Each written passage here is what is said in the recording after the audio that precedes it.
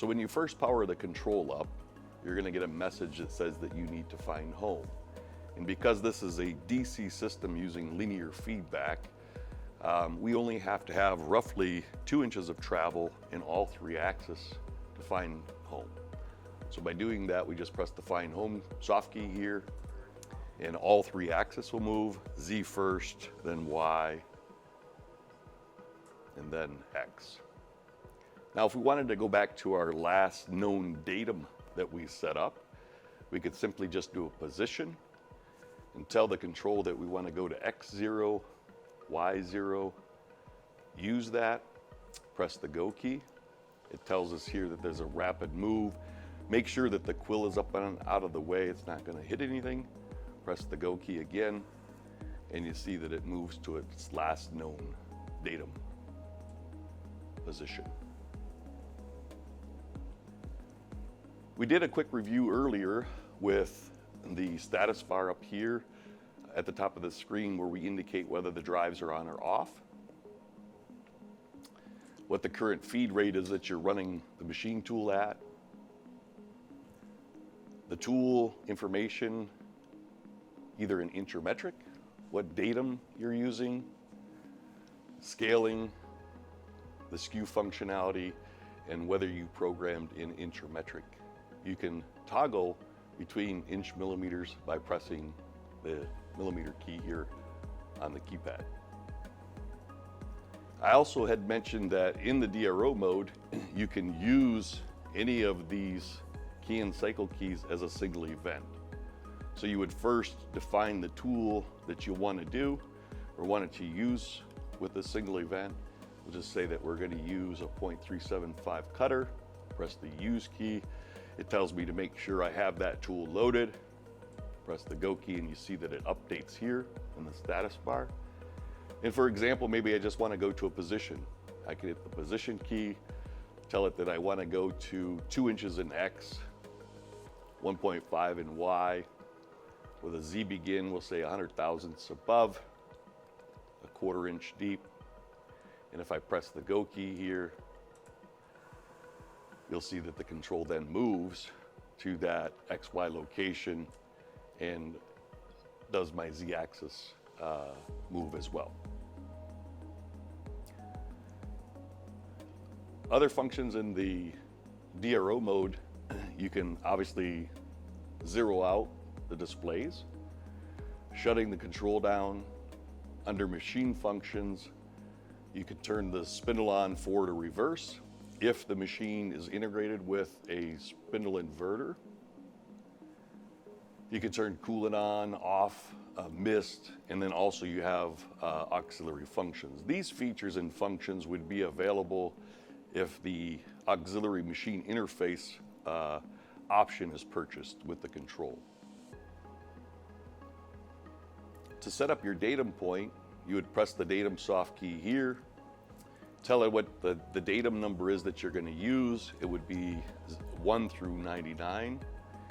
And then obviously either using a wiggler or an edge finder, you would touch off on the part and set up your datum 0 in X, Y, and Z. The retract point is how far the Z axis raises above the part before it moves to the next position. And then the skew angle that corresponds with this value here is if you have a vise sitting on the table, rather than indicating that vise in, you can touch off the fixed jaw of that vise, and the control calculates the angle that that vise is on, and then it machines the parts to that skewed angle. And then last, under the DRO display here, is the move table functions. If you press the move table soft key, you can use the arrow keys, obviously, to jog the axis around. You can simultaneously move both axes. And then for Z, up and down, you have the soft keys here. You can also change the step increment here. So each time you press one of these keys, say perhaps you only want to move 100 thousandths at a time. Every time you press the arrow key, you see this updates and moves just that 100 thou move because I've selected this step of 100th thou here. So that pretty much covers the DRO display. As far as the keypad layout goes, again, I mentioned that these are the can cycles here, your tools, rectangular functions, circular functions, holes, positions, lines, arcs, and blends. This is how you would toggle between absolute and incremental.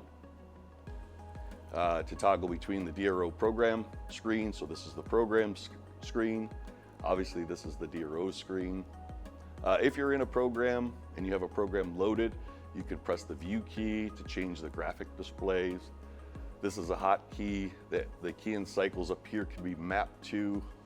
If you're doing a lot of hole patterns, for example, and you want to map that form to this hotkey, you simply just have to press this hotkey one time and it opens up that form automatically for you. The info key is the help button. It's basically a built-in manual. It's context sensitive. So for example, if you're doing a mirror image and you're not quite sure what to do, you can press the info key and it'll take you right to that portion of the manual. Obviously, I talked about the inch/millimeter key, toggling between that, between inches and metric. Setup gets into job setup configuration and installation setup parameters. We have a 4-function calculator built into the control. Anytime that you have a form open and you're entering in numeric data, for example, 9 times 6 divided by 1.25, enter, you can use it as a 4-function calculator. If you press the calc key once, you also have a trig calculator. In the program mode, you would have a geometry calculator and then also the RPM calculator. The numeric keys here, cancel is an escape to get out of something that you're in. Perhaps you have this form open here and you don't want to be in that. You could press the cancel key and back out of that. Clear, if you have a value in the form and you press the clear key, it just clears that field out. The use key would be if you have the data completed within this form, you press the use key and it accepts that data. And the enter key just enters down through the form itself. You can also use the up and down arrow keys to maneuver around a form to different fields within that form. And then your stop go key, spindle override pot here, and table feed override here. So that's pretty much everything in the DRO mode. In the next session, we'll go through and we'll walk through a quick example on programming.